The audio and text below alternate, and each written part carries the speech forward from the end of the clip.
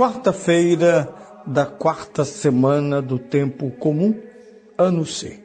Eu sou o Padre Pedro Paulo e agora iniciamos mais um programa, a Bíblia, no mundo de hoje. Bem, nesta quarta-feira, embarcados na liturgia quarto domingo, liturgia dominical, nós nos encaminhamos para as meditações decorrentes da leitura, da escuta da segunda leitura. Provém da primeira carta de São Paulo aos Coríntios, famoso capítulo 12, 31 a 13, 13. Irmãos, aspirai com ardor aos dons espirituais mais elevados. Vou mostrar-vos um caminho de perfeição que ultrapassa tudo.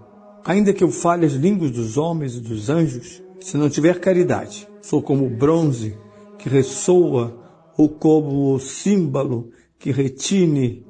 Ainda que eu tenha o dom da profecia, conheça todos os mistérios e toda a ciência, ainda que eu possua a plenitude da fé, a ponto de transportar montanhas, se não tiver caridade, nada sou.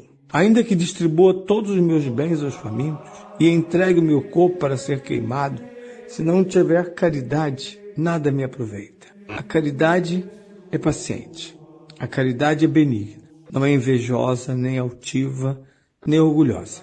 Não é inconveniente, não procura o próprio interesse. Não se irrita, não guarda ressentimento, não se alega com a injustiça, mas alega-se com a verdade. Tudo desculpa, tudo crê, tudo espera, tudo suporta. O dom da profecia acabará.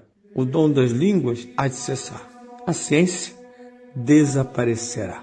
Mas a caridade não termina nunca. De maneira imperfeita conhecemos, de maneira imperfeita profetizamos, mas quando vier o que é perfeito, o que é imperfeito desaparecerá. Quando eu era criança, falava como criança, sentia como criança e pensava como criança. Mas quando me fiz homem, deixei o que era infantil. Agora vemos como num espelho e de maneira confusa. Depois, veremos face a face.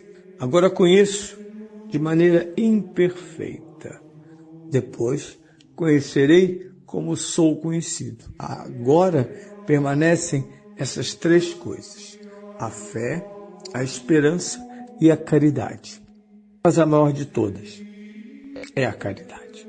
Esse poema, de novo falo poema porque São Paulo não pode falar coisas tão sublimes como quem diz: um homem chegou, comprou um jornal, sentou-se na praça e o leu. Não. É preciso que os verbos, que as formas, que os sons, que rimas venham reforçar que esse texto nasce do encanto, da contemplação, da oração, da máxima ação de graças. Esse texto mesmo tem a pena ágil do Espírito Santo como autor espiritual.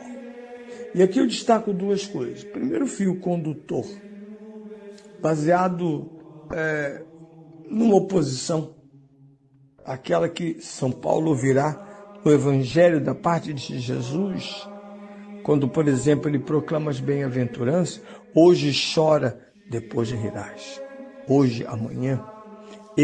São Paulo usa várias vezes o verbo desaparecer. E insiste em temáticas da evolução. Eu era criança, hoje penso, ajo e sinto como homem. É um tema interessante porque nunca houve, ou parece não ter havido, uma geração tão infantil. Homens infantis, mulheres infantis, um mundo e uma cultura infantilizados. Como se quiséssemos correr da vida e, sobretudo, crianças não têm, a não ser que a vida lhes imponha, grandes responsabilidades. Mas não se pode entregar o governo da igreja e do mundo a infantis, a gente infantilizada. Mesmo que suas ideias pareçam simpáticas e até aparentemente exeguíveis, são ideias de um menino. E os meninos, por mais poéticos que sejam, não governam o mundo. Sugerem-lhes, isso sim, imagens, sugerem metáforas, sugerem inclusive a leveza diante da força e do poder, mas não governam, porque só homens podem, de fato, governar o mundo. E aqui, para esclarecimento dos politicamente corretos, homens aqui estou citando a humanidade adulta. Antes que alguém diga, olha, parece que... Porque é sempre assim, quando não se quer ouvir a verdade, fica se discutindo a linguagem ao infinito. Bem, dito isso, ele insiste no desaparecimento, inclusive o desaparecimento da fé e da esperança, para calcar no principal, a caridade. O hino da caridade, tão bem desenvolvido por São Paulo, mesmo que tenha sido um hino prévio a esta carta, depois adaptada por ele, é um momento de grande gratidão do coração. De que maneira a caridade, ou seja, o amor, é o fundamento da vida cristã. E ele vai insistir nisso através de várias imagens, como, por exemplo, como numa balança, de um lado estão todos os bens dados aos pobres. Do outro lado não há caridade. Logo ele diz, não há nenhum valor nesses bens distribuídos. De um lado um corpo que se faz holocausto, do outro lado uma balança vazia. Aqui as sabedorias do mundo, as várias sabedorias, inclusive não cristãs, já percebiam isso. E o grande poema da morte, da jornada da morte, no famoso livro da morte, encontrado e decifrado nas pirâmides do Egito, como uma elegia a ser cantada durante a morte do imperador, esse percurso místico do Nilo, e que no fim há uma entidade que castiga e que premia, e uma balança, onde o coração do imperador será pesado. Ora, a caridade é o coração da vida. Onde carecer, a vida sem coração será dupla vítima da morte.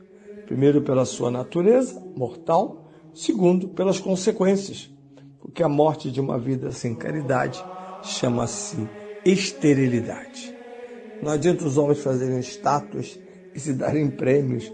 Outro dia estava uma premiação de uma atriz que diz coisas que um grupo gosta de ouvir, e esse grupo a premiou. É a melhor. Entende-se. Porém, não é este o ponto fundamental. O ponto fundamental é: tua vida vale o teu coração. Ora, São Paulo aqui está ouvindo Jesus de novo, falando sobre isso no Sermão da Montanha, comparando coração a um tesouro, mostrando como, de certa maneira, a vida vale tanto quanto o coração. Quanto menor o coração, menor o valor da vida. Será Santo Antônio, na Idade Média, para a conversão dos turcos, que irá dizer que um rico e turco, sobretudo um homem que trabalhava com empréstimo usurários de dinheiro, ele morre e no seu Santo Antônio aparece no seu funeral e diz: aqui só há um corpo. Esse homem foi enterrado sem coração. Isso causa uma confusão infinita e imediatamente se faz uma necrópsia e se diz: de fato não há coração no corpo. Santo Antônio completa: sim, porque o seu coração permanece batendo no cofre de sua mansão. Todos correm até a casa, abre-se o cofre, lá está um coração batendo. É a aplicação concreta na história dos ensinamentos de Cristo. Mas antes de Santo Antônio, será São Paulo a colher esta lição para cada um de nós.